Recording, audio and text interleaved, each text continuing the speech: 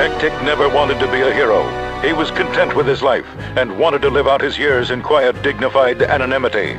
Sadly, it was not to be. Kurt was employed as a janitor for Dr. Fluke Hawkins, eccentric man of science. All was peaceful until the invasion. Aliens from a strange dimension attacked the Earth. Dr. Hawkins had to act. Kurt was outfitted in an untested coil suit and sent to try and disable the machines.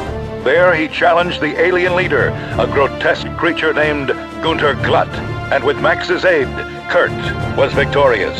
As their leader fell, the invasion crumbled and the aliens retreated, their tails between their legs. Now, with the aliens routed and order restored, our heroes can return to their normal everyday lives. Or can they? Only time will tell. Come toast, Kurt. You've done well. Everything's Jake for sure. Yeah. Well, whatever.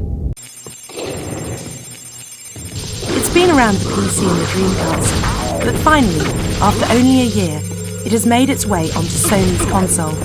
What's more though, it brings with it a whole host of new upgrades, hence the revised title Armageddon. Primarily, it is identical to its predecessors, providing a humorous and brutal story following the exploits of Kurt Hectic, Max the Dog, and Dr. Fluke Hawkins.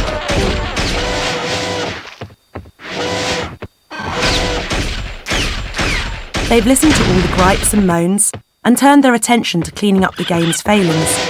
Has it worked? Well, kind of. There are now a range of difficulty levels, ranging through easy, medium, difficult, and the Scooby-Doo S. Yikes! You'll also find that some of the jumps have been simplified. Beams have been widened, and some of the more obscure platforms and ledges now get blatantly pointed out to you. Is this a good thing? Well, it does make things a little easy at times. On the other hand, there were numerous complaints about how hard it was before.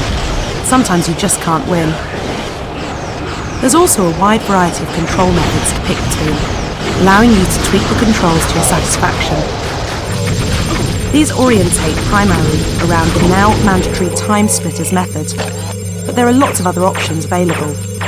The story picks up moments after the end of the original MDK, with Kurt Hectic bounding into action to fight the new menace to Earth. His skills involve the use of the coil suit, allowing him a great deal of 3D movement, and also his aptitude for sniping. And so, when Kurt finds himself in a tight spot, it's time for Max the Dog to go to work. Max is the robotic invention of Dr. Hawkins, complete with 4 arms and a psychotic temperament. His levels tend to be much more bloody, with wave after wave of opponents giving him the problem of picking who to shoot first.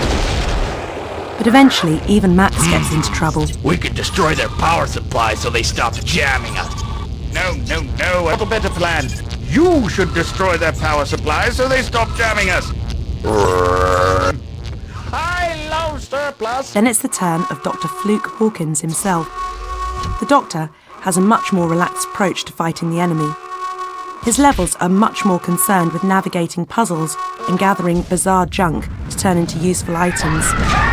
Sadly, most of the puzzles are totally confounding, and the control system makes combining objects a real challenge.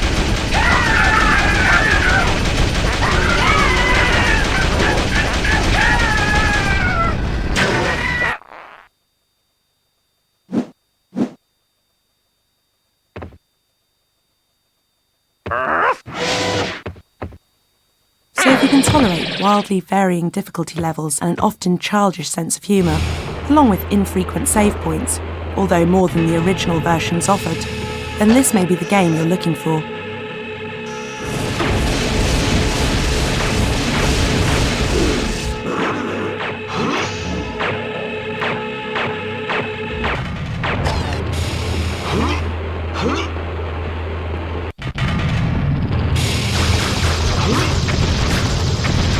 Packed with plenty of monsters to blast and 3 different styles of play, there is plenty to keep you interested in this quirky B-movie experience.